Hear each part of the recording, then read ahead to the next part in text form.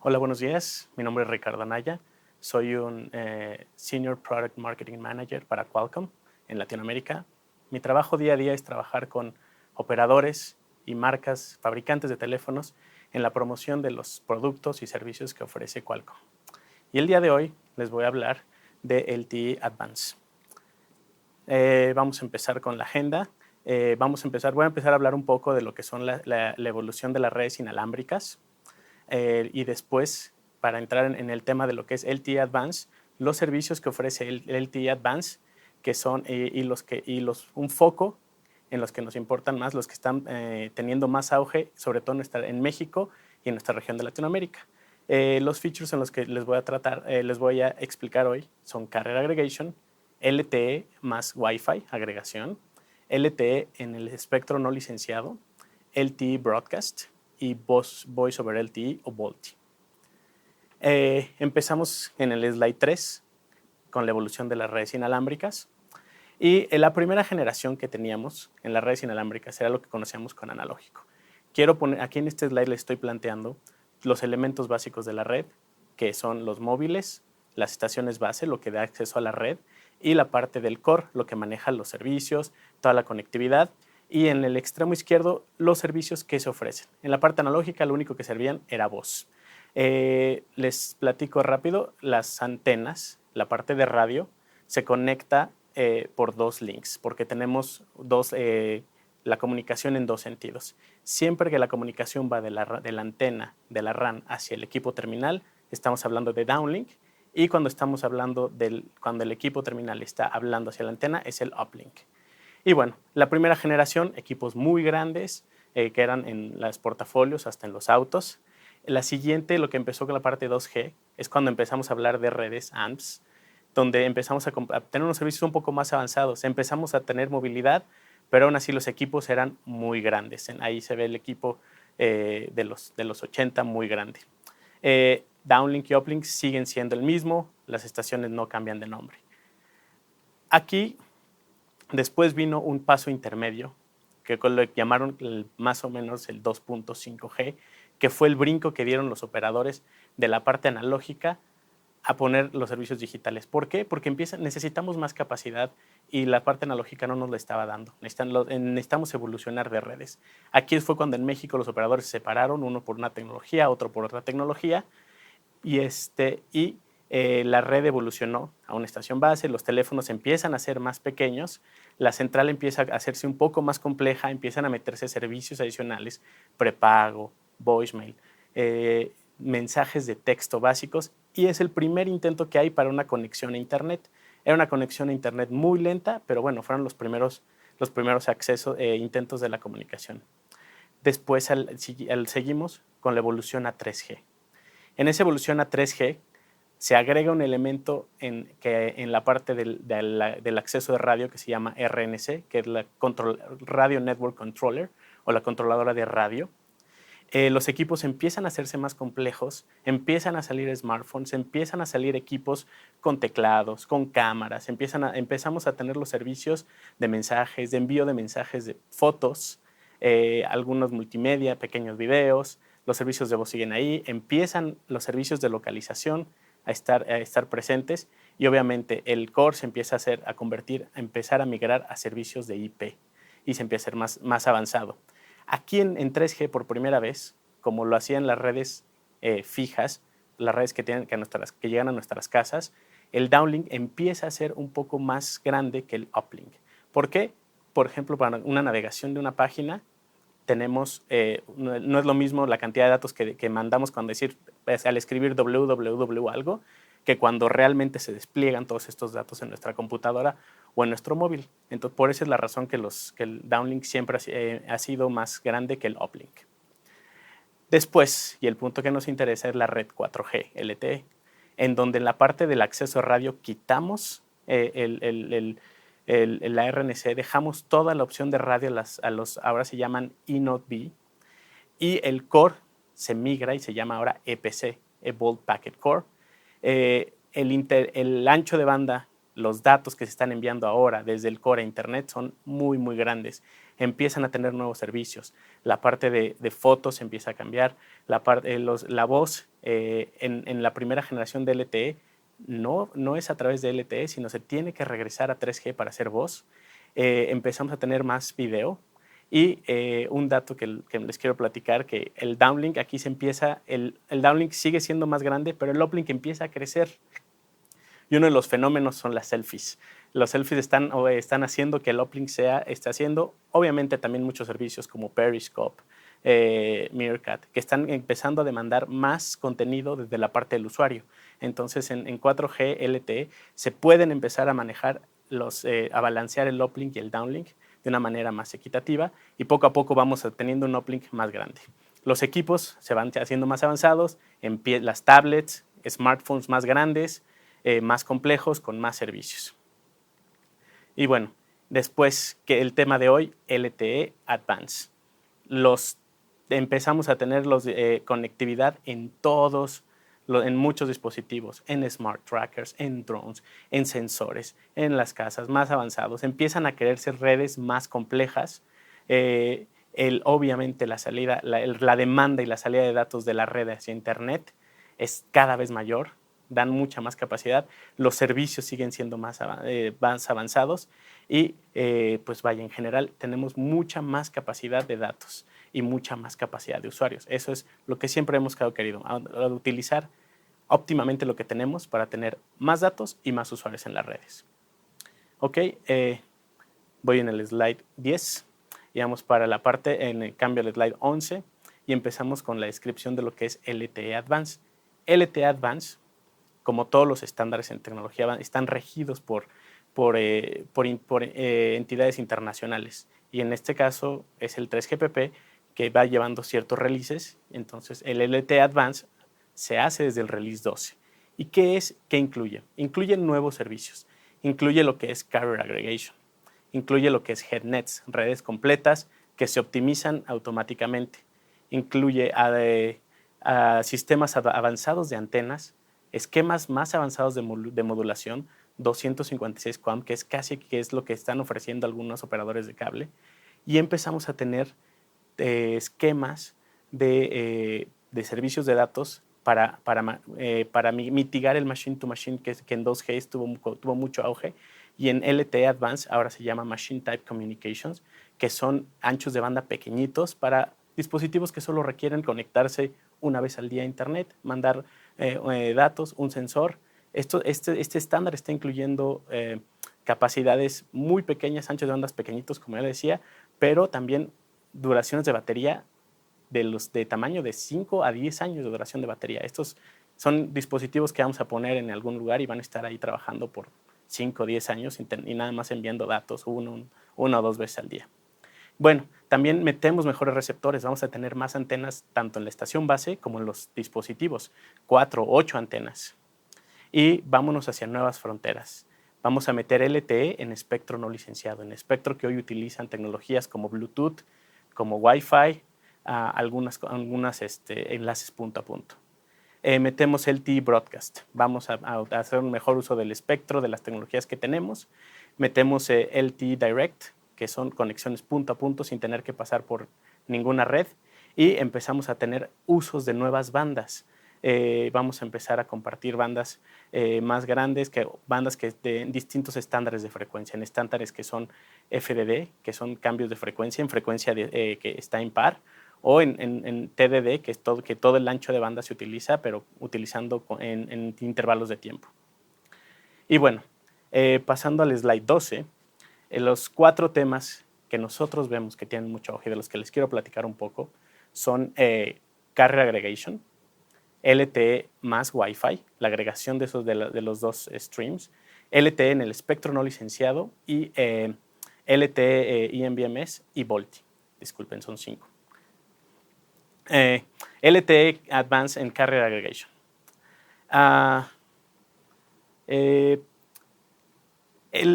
Hoy en día, LTE se conecta con una sola portadora, al menos aquí en México. En otros países ya están más avanzados, pero aquí en México y en Latinoamérica, LTE está funcionando una sola portadora. Las portadoras de LTE tienen distintos anchos de banda, de que van desde 1.4 MHz, 3, 5, 10, 15 y hasta 20 MHz.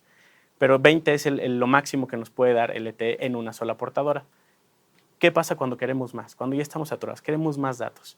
Es cuando empezamos a decir, bueno, vamos a meter 2 portadoras. Y puede ser una de 20 más una de 10, una de 20 más una de 15, más una de 5, una de 20 más una de 15. Y la ventaja que nos da en la agregación y lo que está definido en el estándar es que puedes tener hasta 5 portadoras agregando un máximo de 100 MHz de espectro. Hoy en día estamos teniendo hasta 3 y con esas 3 portadoras de LTE tenemos hasta 450 megabits por segundo en un móvil de bajada. En el siguiente slide pongo a ver cuánto nos va a dar. Si empezamos a agregar portadoras, ¿qué nos va a dar? ¿Y cuánto es el máximo? Y les voy a meter un poco un término que son las categorías de los móviles. Hoy en día un móvil que es categoría 4 soporta hasta 20 MHz de espectro y te puede dar hasta 150 megabits por segundo. Ahora, esos 20 MHz puede ser en una sola portadora o puede ser agregado en 2 portadoras de 10 más 10 MHz. En regiones como México, como en Latinoamérica, el espectro está distribuido en varias bandas, en la banda de 850, en la banda de 1900, en la banda de AWS, y tenemos poco espectro. Entonces, esta es una solución pensada en esta región específicamente. Bueno, esto no nada más aquí en México, fue a nivel global, que el espectro está segmentado de esa manera y tenemos que aprovechar las 2 bandas, utilizarlo. El espectro es muy caro. El espectro es como bienes y raíces, como un pedazo de tierra. Si tienes un terreno que mide 100 metros cuadrados y pones una casa, pues tienes capacidad para una familia. Si en ese mismo espacio, en lugar de la casa, pones un edificio de 3 departamentos, entonces ya puedes meter ahí a 3 familias. Eso fue más o menos así la analogía de migrar de 2G a 3G. Pero si en ese espacio de terreno pones un edificio de departamentos, en el que puedes tener cientos de familias, eso es lo que es 4G, más o menos para ponerlo en un equivalente. Entonces, les decía que un categoría 4, 150. Un categoría 6 nos puede agregar 2 portadoras de hasta 20 más 20 y puede llegar a 300 megabits por segundo. Y categoría 9 y 10, los categorías 9 y 10 pueden llegar a 450 megabits por segundo en el downlink, agregando, esto sí, es que aquí sí no hay más porque son 3 portadoras de 20 MHz, son 60 MHz totales con los que van a llegar a 450 megabits por segundo en bajada. Bueno, la siguiente parte es la agregación entre LTE y Wi-Fi. Hoy en día los teléfonos tienen Wi-Fi, tienen capacidad de LTE, van a tener la capacidad de agregar múltiples portadoras, pero también hoy en día los teléfonos se conectan cuando están en Wi-Fi, también están conectados a las redes LTE, pero están descargando los datos a través de un solo medio. Entonces, la agregación de LTE y Wi-Fi no es más que agregar a nivel de módem, ya que tenemos en nuestros módems, tenemos tanto el acceso a la red inalámbrica como a la red de Wi-Fi, agregar 2 streams de HTTP, que son lo que hacemos en datos, uno que viene a través de Wi-Fi y uno que viene a través de la red LTE. El que controla esos flujos es la red LTE y se comunica con la red de Wi-Fi. Tiene que tener una conectividad en la red de Wi-Fi para decirle, ok, te estoy mandando unos streams por la red de LTE y unos streams de datos a través de la red de Wi-Fi, lo que al final de cuentas es muchos más datos para el usuario. ¿Cómo funciona esto? ¿Cómo va a funcionar? En el slide 19 tenemos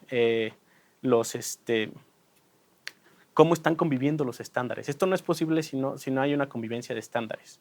Entonces, aquí hay 2 entes internacionales que están trabajando juntos para lograr este objetivo de la convergencia entre Wi-Fi y LTE, que son el IEEE y el 3GPP. Por la parte del 3GPP, los releases, a partir de release 10, 11, 12, se empiezan a meter servicios de descubrir Wi-Fi, continuidad de servicio y la agregación de links. Y por la parte de Wi-Fi, que es el IEEE, los estándares 802.11, ellos van a estar metiendo otros nuevos estándares que van a ser, hoy en día estamos en el AC, pero tenemos el AI, K, V y AX, que son estándares que están dedicados precisamente a tener un roaming en menos de 100 milisegundos, que te puedan conectar en 100 milisegundos a una red Wi-Fi, otro que te esté censando cuántas redes hay, que haga un análisis de las potencias y se vaya con la mejor, y otro para un setup muy fácil, un setup seguro, para que te conectes de manera segura a una red Wi-Fi. Y todos estos trabajando juntos, ¿para qué? Para que puedan tener una agregación entre estos dos estándares. Después tenemos lo que es LTE en el espectro no licenciado. Un refresh que es muy rápido. ¿Qué es el espectro no licenciado? Es el espectro de 2 GHz y 5 GHz, donde hoy en día están redes de Wi-Fi, está Bluetooth, están los teléfonos inalámbricos y otros enlaces, otras tecnologías. Entonces, LTE está diseñado para que funcione en el espectro no licenciado de 5 GHz. ¿Por qué en este espectro? El espectro 2.4, como les decía, Bluetooth, teléfonos inalámbricos, mucho Wi-Fi, mucho Wi-Fi, ya está saturado. El espectro de 5 GHz es un espectro muy grande, hay 500 MHz de espectro ahí disponibles, ahí está menos saturado que el de 2 GHz. Entonces, LTE en el espectro no licenciado es simplemente los servicios que hoy operan en las frecuencias de 800, de 1900, de 2000, cambiarlos a que operen en una frecuencia de 5 GHz. ¿Qué restricciones tiene esto? Que es muy poca cobertura. Entonces, esto lo vamos a ver, el espectro no licenciado lo vas a ver en pequeños módems que van dentro de la casa, que van en la oficina, cubriendo muy pequeñas áreas. Y los temas que van a ver para nada más los conceptos que ver, es LTE-U, que es de Unlicensed, de espectro no licenciado, que pocos países realmente tuvieron auge, en especial algunos en Norteamérica, algunos en Asia, y por tenerlo ya, ¿no? Porque estamos ahorita teniéndolo. Sin embargo, el estándar que viene avanzando mucho, que trae más auge, que considera una convivencia bien importante entre LTE y Wi-Fi, en el espectro no licenciado y Wi-Fi, se llama LA, que es License Assisted Access. ¿Qué quiere decir? Que con esto, no cualquiera que venga y ponga una cajita con LTE en espectro no licenciado va a poderlo conectar y trabajar realmente con esto. Esto quiere decir que puedo ofrecer el espectro no licenciado, pero está asistido por un operador que tiene el servicio, que tiene la licencia para ofrecer el servicio en otras bandas y simple y sencillamente se lo está expandiendo a bandas con espectro no licenciado para dar más capacidad y para hacer un despliegue masivo, para conectar miles de dispositivos, la combinación de radiobases como están el día de hoy y con pequeñas bases como en este espectro es lo que nos va a dar mucha más capacidad de datos y mucho más acceso a muchos más dispositivos. Y después, una vez que pones este espectro, ¿por qué no agregar? Ya estás trabajando con LTE en un espectro no licenciado, ¿por qué no agregar con el espectro licenciado? Eso también, igual que Wi-Fi, la agregación entre LTE y LTE con el espectro no licenciado, esa es todavía más fácil porque es nativa, es nivel de módem, es entre orden de tecnologías, es como el carrier aggregation que expliqué hace un momento, pero ahora las portadoras, una es de LTE y otra es en el espectro no licenciado. Básicamente esto es lo que hace. ¿Todo para qué? Para darle más capacidad de usuarios, más capacidad de datos a los usuarios y también pues más usuarios tienen más datos a la vez. Otro servicio que viene con LTE Advanced es lo que llamamos Broadcast. En algunos casos lo van a ver como eMBMS, que es Mobile Broadcast Multimedia System. Y son básicamente lo mismo. LTE es como está en el estándar y eMBMS es el servicio. ¿Qué hacemos? Estoy en el slide 24. Hoy en día, un usuario se conecta a una radiobase. ¿Y eso qué está generando? Está generando señalización. El usuario se está conectando, está viendo, está haciendo controles de potencia, está revisando qué canales estoy decodificando, estoy viendo si estoy autorizado, si es un usuario prepago, si tiene saldo. Está tomando mucha señalización y eso se llama unicast. En la parte de broadcast, ya que las frecuencias que estamos teniendo son de amplio espectro, es decir, están ocupando todo el espectro, ya los usuarios pueden ver esa misma frecuencia y bajar los datos. La red va a poner todos los datos disponibles en una sola frecuencia. Los usuarios van a entrar a esa red, van a darse cuenta que es una zona de broadcast, van a recibir los datos sin tener que gastar en tanta señalización como otro móvil que está constantemente conectándose a la red. En estos la señalización disminuye de manera drástica y hace que tengas muchos más usuarios conectados. Claro, todos ellos van a recibir el mismo contenido.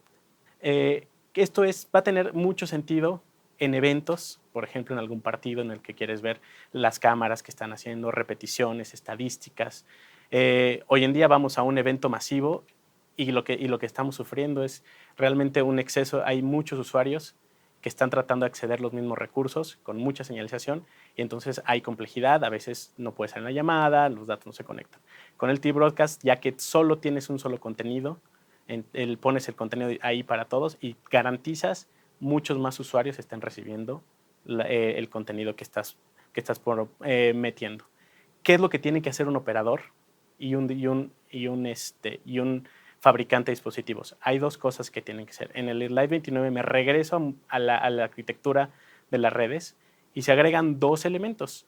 En los dispositivos tenemos que poner un cliente de LTE Broadcast, el que se entera, el que va a analizar, el que va a revisar si hay capacidad de broadcast, si están haciendo algún broadcast, porque si no está, pues simple y sencillamente pues te dicen no hay contenido disponible.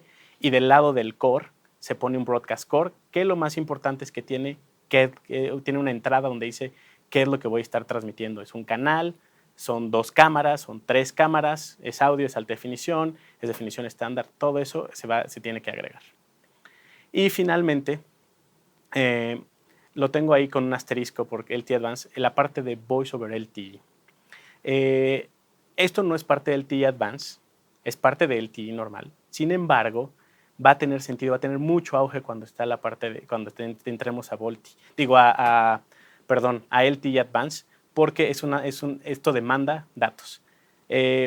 ¿Cómo ha evolucionado? Como les decía, cuando inició LTE, inició únicamente como datos. Eso fue su principal uso. LTE 4G fue netamente el uso de datos. Entonces, después habría la necesidad, ¿qué hacemos? Porque los usuarios siguen queriendo hacer llamadas, enviar mensajes, la voz.